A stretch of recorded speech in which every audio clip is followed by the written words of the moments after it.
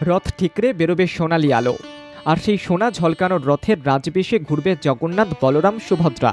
যেমন ভাবনা তেমন কাজ। টানা ৩ মাস ধরে চলেছে এই কাজ। নাওয়া খাওয়া ভুলে রায়গঞ্জের একদল যুবক রথযাত্রায় বিশেষ চমক দিতে তৈরি করেছে সুউচ্চ সোনালি রঙের রথ। কারণ আগামী ৭ই জুলাই রয়েছে রথযাত্রা। হাতে যে একদম বেশি সময় নেই, তাই রথ তৈরির প্রস্তুতি চলছে জোর কদমে।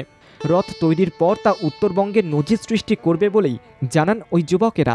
মুরুদেশ্বর টেম্পলে একটা রথ রয়েছে, গোল্ডেন চ্যারিয়েট, আপনারা গুগল সার্চ করলেও পাবেন সেখানে।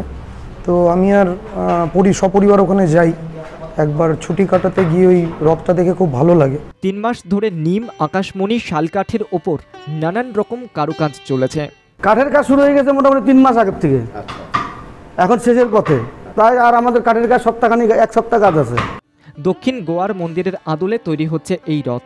নজরকাড়া এই রথ তৈরিতে খরচ পড়েছে ১০ লক্ষ টাকা। জানা গিয়েছে এই রথ তৈরি হচ্ছে দক্ষিণ গোয়ার মুরুদেশ্বর মন্দিরের রথের আদলে।